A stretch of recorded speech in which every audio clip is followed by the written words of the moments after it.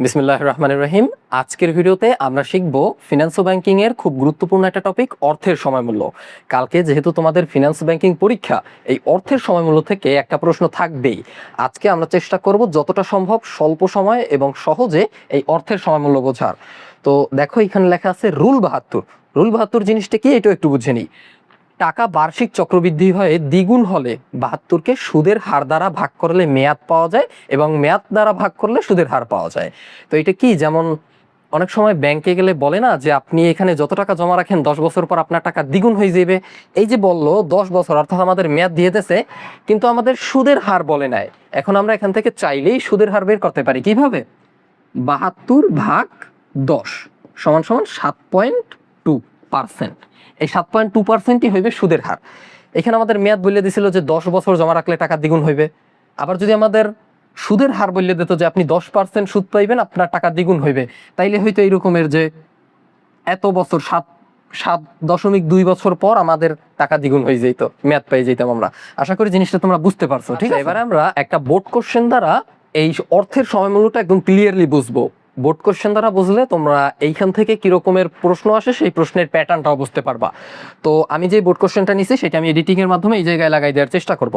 দেখো, এখানে বলা আছে যে জনাব নিহাল ও সাদাফ 7 বছর পর দেশে ফিরেছেন। জনাব নিহাল তার সঞ্চিত অর্থ সাফা ব্যাংকে 8 বছরের জন্য জমা রাখতে চান। উক্ত ব্যাংক তাকে 7.5% ত্রৈমাসিক সুদে মেয়াদ শেষে 10 লক্ষ টাকা ফেরত দিবে বলে জানিয়েছে। অন্যদিকে তার বন্ধু সাদাফ ফার্নিচার তৈরির ব্যবসায়ের প্রয়োজনে 22 লক্ষ টাকা 10 বছরের জন্য ঋণ নিতে চান। সুহেলা ব্যাংক তাকে 8% ষাৎমাসিক সুদের প্রস্তাব দিয়েছে এবং মেয়াদ শেষে ঝুমা ব্যাংকে 50 লক্ষ টাকা পরিশোধ করতে হবে। আচ্ছা, তো এই উদ্দীপকে আমরা কোশ্চেনটা সমাধান করব। ক নাম্বার প্রশ্ন দেওয়া আছে যে চক্রবৃদ্ধি সুদ কি। চক্রবৃদ্ধি সুদকে আমি সহজে তোমাদের বলি। ক নাম্বারটা এই জায়গা করার ইনাই, দেখো, সুদ ও আসলের উপর যেই সুদ গণনা করা হয় সেটাই চক্রবৃদ্ধি সুদ। শেষ। খ নাম্বারে বলা আছে যে জমিতে বিনিয়োগ করে ব্যাংকের মুনাফা ত্যাগ করাকে কোন ধরনের ব্যয় বলে। দেখো, এটাকে বলা হয় সুযোগ ব্যয়। কোনো প্রকল্পে আমাদের কাছে যদি 2টা প্রকল্প থাকে এবং আমরা যদি প্রথম প্রকল্প গ্রহণ করি, তাহলে দ্বিতীয় প্রকল্প থেকে আমাদের যেই পরিমাণ আয় হইতো ওইটা আমরা তো ত্যাগ করে দিতেছি, এইটাই হইতেছে আমাদের সুযোগ ব্যয়। আশা করি বুঝতে পারছো। তো ক আর খ নাম্বার ক্লিয়ার। এবারে গ নাম্বার, মেইন অঙ্কে আসি আমরা। গ নাম্বারে বলা আছে যে জনাব নিহালকে ব্যাংকে কত টাকা জমা রাখতে হবে। তো এই জায়গা উদ্দীপকে বলা ছিল যে সাফা ব্যাংকে 8 বছরের জন্য জমা রাখতে চান। জনাব নেহাল তার সঞ্চিত অর্থ সাফা ব্যাংকে 8 বছরের জন্য জমা রাখতে চান। উক্ত ব্যাংক তাকে 7.5% ত্রৈমাসিক সুদের মেয়াদ শেষে 10 লক্ষ টাকা ফেরত দিবে বলে জানিয়েছেন। ঠিক আছে, তো এখানে আমাদের প্রথমেই করতে হবে গ নাম্বার। দেখো, আমাদের যেই জিনিসগুলো দেওয়া আছে প্রশ্নে সেইগুলো আমাদের আগে দেখতে হবে। প্রথমেই দেওয়া আছে আমাদের ভবিষ্যৎ মূল্য। আগে লিখবা দেওয়া আছে,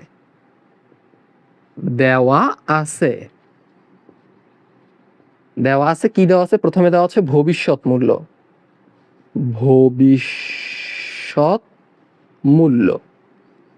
ভবিষ্যৎ মূল্য মানে হচ্ছে future value, FV is equal two কত টাকা দেওয়া আছে? ভবিষ্যৎ মূল্য 10 লক্ষ টাকা। ওই যে মেয়াদ শেষে 10 লক্ষ টাকা পাবে, 10 লক্ষ, 10 1 2 1 2 3 10 লক্ষ। তারপরে দেওয়া আছে এখানে সুদের হার।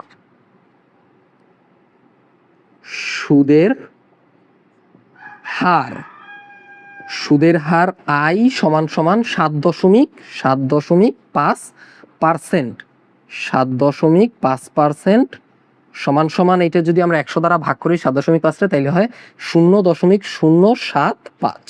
ঠিক আছে, এটা হচ্ছে সুদের হার। সুদের হারের পরে দেওয়া আছে আমাদের সময়, দেওয়া নাই না, সময় দেওয়া আছে এই যে মেয়াদ শেষে, অর্থাৎ এই যে 8 বছরের জন্য জমা রাখতে চান, এই 8 বছরই হচ্ছে মেয়াদ। তাহলে মেয়াদ মেয়াদ এন ইজ ইকুয়াল টু মেয়াদ এন সমান সমান 8 বছর 8 বছর। আরেকটা দেওয়া আছে বছরে চক্রবৃদ্ধির সংখ্যা, বছরে চক্রবৃদ্ধির বৃদ্ধির সংখ্যা এম সমান সমান যেহেতু ত্রৈমাসিক মানে হচ্ছে বছর, ত্রৈমাসিক মানে হচ্ছে 3 মাস পর পর চক্রবৃদ্ধির সুদ পাওয়া যাবে। সুতরাং বছরে 3 মাস পর পর যদি সুদ পাওয়া যাবে, বছরে 12 মাস, সুতরাং বছরে সুদ পাওয়া যাবে 4 বার। ঠিক আছে। আর এই জায়গায় যেহেতু ত্রৈমাসিক চক্রবৃদ্ধির হারে, এটা লিখে দিলেও চলে, না লিখলেও চলে। এবারে আমরা কত টাকা জমা রাখতে হবে সেটা নির্ণয় করব সূত্রের সাহায্যে। যেমন আমরা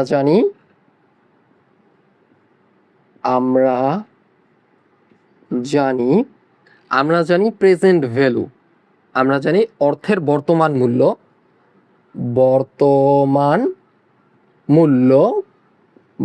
মূল্য বা প্রেজেন্ট ভ্যালু পিভি সমান সমান এফভি ভাগ 1 যোগ I by M whole to the power n into m। এইটা হইতেছে আমাদের সূত্র। এখন আমরা এই প্রত্যেকটা জিনিসের সূত্রে বসাই দেবো, তাইলে আমাদের অ্যান্সার বের হয়ে যাবে। সূত্রে বসাই দিই এফভি সমান সমান কত ছিল, 10 লক্ষ। হ্যাঁ, 1 যোগ আই এর মান ছিল, সুদের হার হচ্ছে 0.075, এম ছিল 4 বার, ভাগ 4 whole to the power n into M হইলে হয় তোমার কত ইন্টু কত, 8 ইন্টু 4, এন হচ্ছে 8 ইন্টু 4। ঠিক আছে। এখন এটা সমান সমান দিলে হয় কত ভাগ কত দেখি একবার একটু দাঁড়াও, এটা করিয়া। উপরে তো হইবে 10 লক্ষ, 10 1 2 1 2 3 10 আর একটা শূন্য যাইবে 10 লক্ষ। হ্যাঁ, 10 লক্ষ। 10 লক্ষ ভাগ হয় কত, এই যে এই টোটাল এই কাউন্টিংটা করলে আমাদের যেই সংখ্যাটা আসে সেই সংখ্যাটা হচ্ছে তোমার এই কাউন্টিংটা আমি এই পাশের একটা টেবিলে কাগজে লেখা রাখছি, সেইখান থেকে দেখে এখানে লিখতেছি, যেহেতু আমার কাছে ক্যালকুলেটর নাই। 202, ঠিক আছে, এত আসে। তারপরে এইটার সমান সমান করলে ভাগ করলে উত্তর আসে 5,51,870। সো এইটা হইতেছে আমাদের ফাইনাল উত্তর। তো আমাদের প্রশ্নে বলা ছিল যে জনাব নিহালকে সাফা ব্যাংকে কত টাকা জমা রাখতে হবে। সুতরাং আমরা এখন উত্তর এই জায়গায় লিখতে পারি যে উত্তর বা সুতরাং জনাব নিহালকে সাফা ব্যাংকে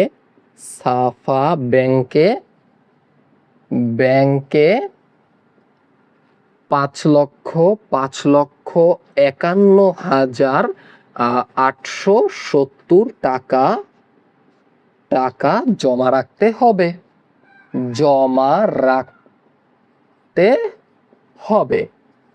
হবে। ঠিক আছে। তো এই হইতে যে গ নাম্বারের উত্তর। তো জনাব নিহাল যদি এই যে এই টাকাটা অর্থাৎ 5,51,870 টাকা জমা রাখে, তাইলে 8 বছর পর সাফা ব্যাংক তারে এই যে 10 লক্ষ টাকা দেবে। ঠিক আছে। এটা কিভাবে বের করছি দেখো ভালো করিয়া।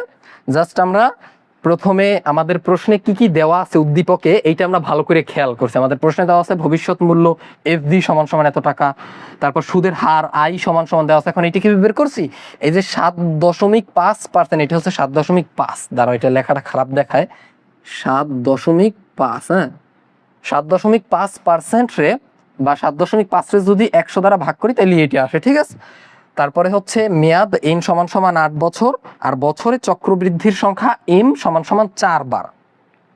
যেহেতু ত্রৈমাসিক অর্থাৎ 3 মাস পর পর একবার চক্রবৃদ্ধির হারে সুদ হইবে, সুতরাং বছর যেহেতু 12 মাস, সুতরাং 3 মাস পর পর হইলে বছরে 4 বার সুদ হয়। আশা করি বুঝাইতে পারছি। তারপরে আমরা জানি লেখা বর্তমান মূল্য সমান সমান, মানে অর্থের সময় মূল্য নির্ণয় করার সময় বর্তমান মূল্য পিভি সমান সমান, এই যে সূত্রটা এটা তোমাদের বইতে আছে, এটা মুখস্থ করে নেবা। এই বর্তমান মূল্যের সূত্রটা লিখছি, তারপর সূত্রের প্রত্যেকটা জায়গায় প্রত্যেকটার এলিমেন্টস গুলো বসাই দিছি, তারপর সংখ্যাগুলো বসাইয়া জাস্ট ক্যালকুলেট করছি, উত্তর বের হয়ে গেছে। এটা কিন্তু খুব ইজি। এরপরে আমরা আসি ঘ নাম্বারে। ঘ নম্বরে বলা আছে জনাব সাদাফের ব্যবসায়ের জন্য কোন ব্যাংক থেকে ঋণ নেওয়া অধিক যুক্তিযুক্ত বলে তুমি মনে করো, অর্থের সময় মূল্যের ভিত্তিতে মতামত দাও। দেখো এই জায়গায় উদ্দীপকে বলা ছিল যে জনাব সাদাফ তার ফার্নিচার ব্যবসার জন্য ঋণ নিতে চায় 22 লক্ষ টাকা 10 বছরের জন্য। এখন তার কাছে দুইটা ব্যাংকের অপশন আছে, একটা হচ্ছে সুয়েলা ব্যাংক যে 8% ষষ্মাসিক সুদের প্রস্তাব দিয়েছে, এবং এবং ঝুমা ব্যাংকে এই 10 বছর শেষে 50 লক্ষ টাকা দিতে হবে। দুইটা ব্যাংকে দুইটা কন্ডিশন দেওয়া আছে। একটা ব্যাংকে কন্ডিশন দেওয়া আছে যে মেয়াদ শেষে তুমি আবার 22 লক্ষ টাকা নিলে 50 লক্ষ টাকা দেবা 10 বছর পর।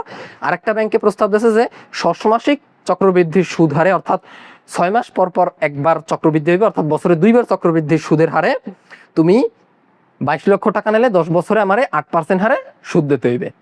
তো এই জায়গায় আমাদের বলা প্রশ্নে বলছিল যে অর্থের সময় মূল্যের ভিত্তিতে আমরা যেন নির্ণয় করি আমাদের কোন ব্যাংক যুক্তিযুক্ত, অর্থাৎ যেই ব্যাংকে টাকা কম লাগবে ওই ব্যাংকটাই তো যুক্তিযুক্ত। তো এই জায়গায় কিন্তু একটাই দেওয়াই আছে, 10 বছর পর ভবিষ্যৎ মূল্য ঝুমা ব্যাংকে 50 লক্ষ টাকা। এখন আমরা যদি এই জায়গায় সুহেলা ব্যাংকে 8% দেওয়া আছে, এই 8% দিয়ে এইটা 10 বছর পর কত লক্ষ টাকা দেওয়া লাগবে এটা যদি আমরা সময় মূল্যের সূত্রের দ্বারা নির্ণয় করি, তাইলে কিন্তু আমরা দুইটার ভিতর কম্পেয়ার করতে পারবো। দেখাইতেছি, দাঁড়াও। বলছে কি আমাদের জনাব সাদাফের ব্যবসায়ের জন্য কোন ব্যাংক থেকে ঋণ নেওয়া অধিক যুক্তিযুক্ত বলে তুমি মনে করো, অর্থের সময় মূল্যের ভিত্তিতে মন্তব্য করো। আচ্ছা, তো এখন আমরা যেটা করব এই জায়গা দিয়ে আমরা সুহেলা ব্যাংকের ভবিষ্যৎ মূল্যটা নির্ণয় করবো, কারণ ঝুমা ব্যাংকের ভবিষ্যৎ মূল্য দেওয়া আছে। তাহলে সুহেলা ব্যাংকের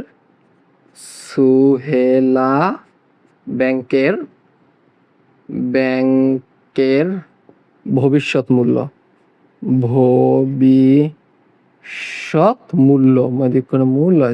মূল্য নির্ণয়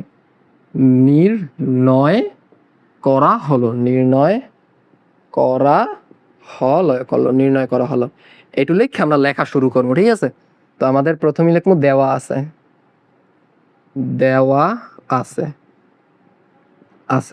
এখন আমাদের প্রশ্নে কি দেওয়া আছে এটা আমরা খেয়াল করবো। আমাদের প্রশ্নে বর্তমান মূল্য দেওয়া আছে 22 লক্ষ টাকা, ব্যবসার প্রয়োজনে যেহেতু 22 লক্ষ টাকা নিতে যায়, সুতরাং দেওয়া আছে বর্তমান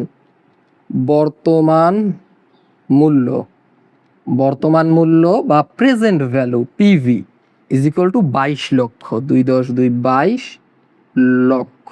ওকে, 22 লক্ষ। আরো দেওয়া আছে 10 বছরের জন্য নিতে চান, সুতরাং মেয়াদ এন সমান 10 বছর। আরো দেওয়া আছে সুদের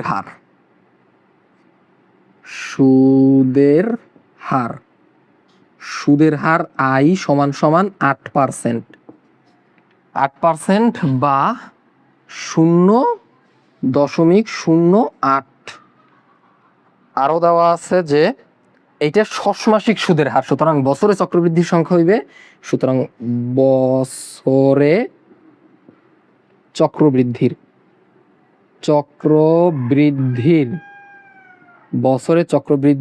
সংখ্যা এম সমান 2বার।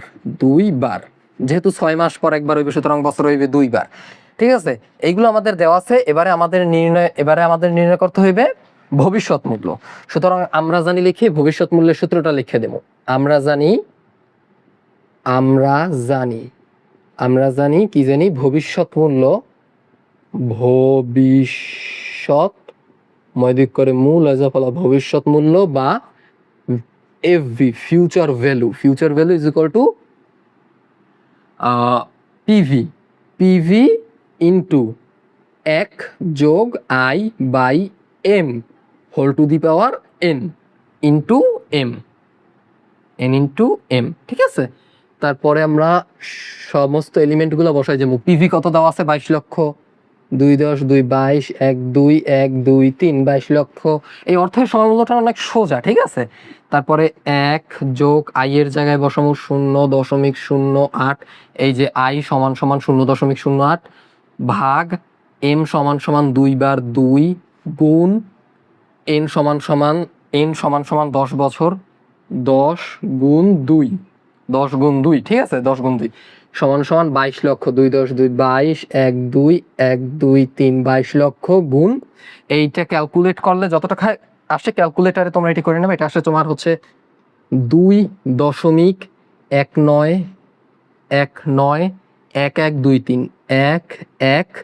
1123, ঠিক আছে, 1123। তারপরে এইটা গুণ করলে কত আসে, এটা ক্যালকুলেটারে গুণ করবা, 4 10 8 48 লক্ষ 20,000 470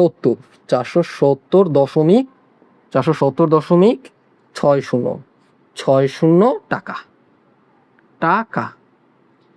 তো দেখো, সোহেলা ব্যাংকের ভবিষ্যৎ মূল্য আমরা পেয়ে গেছি। সোহেলা ব্যাংকের ভবিষ্যৎ মূল্য হইতে যে 48,20,470.60 টাকা, আর আমাদের ঝুমা ব্যাংকে দেওয়া লাগতো 50 লক্ষ টাকা। সুতরাং এই জায়গা দ্বারা আমরা খুব সহজেই বুঝতে পারতেছি যে আমাদের সোহেলা ব্যাংকে টাকা কম দেওয়া লাগতেছে, ঠিক আছে। সুতরাং আমরা উত্তর যখন লিখবো তখন উত্তরে বলে দেব, সুতরাং আমার মতে সোহেলা ব্যাংক থেকে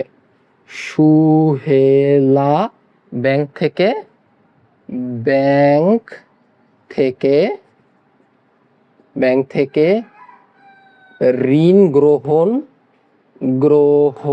করা অধিক যুক্তিযুক্ত, অধিক যুক্তিযুক্ত, ঠিক আছে। কারণ এই জায়গায় টাকা কম লাগতেছে, সুতরাং এইটি অধিক যুক্তিযুক্ত, মানে কম দেওয়া লাগতেছে পরবর্তীতে। তো এই অর্থের সময়মূল্যটা খুব সহজ, আশা করি তোমরা বুঝতে পারছো। এটা জাস্ট দুইটা সূত্রের উপর বেসড পুরো অধ্যায়টা। একটা হচ্ছে তোমার ভবিষ্যৎ মূল্য বা এফভি সমান সমান PV into 1+i/m whole to the power n into m। এই যদি এম না থাকে তাইলে এমটা থাকবে না, ঠিক আছে। যদি চক্রবৃদ্ধির সংখ্যা দেওয়া না থাকে, মানে কতবার চক্রবৃদ্ধি হয়েছে এটা যদি দেওয়া না থাকে, তাইলে জাস্ট এমটা বাদ দিয়ে দেবা সূত্রটা দিয়া। আর এফবি নির্ণয় সূত্র এটা, আর পিভি নির্ণয় সূত্র জাস্ট তখন কি করবা, এই পিভিটারে এই সাইডে নেবা আর এফবিটারে একটা টান দিয়ে উপরে দেবা, অর্থাৎ ভাগ করে দেবা, শেষ। বুঝতে পারছো আশা করি, ঠিক আছে। তো ক্লাসটা এই পর্যন্তই, আশা করি তোমরা বুঝতে পারছো। যদি বুঝতে পারো তাইলে তোমার বন্ধুদেরও শেয়ার করো যারা এইটা বুঝতে চায়। আরেকটা কাজ করবা, যদি তোমাদের সামনে হিসাব বিজ্ঞান পরীক্ষা আছে, হিসাব বিজ্ঞানে কোনো প্রকার কোনো ক্লাস লাগে আমারে কমেন্ট করবা, আমি খুব দ্রুত সেটা আপলোড করার চেষ্টা করব। তো দেখা হচ্ছে পরবর্তী ভিডিওতে।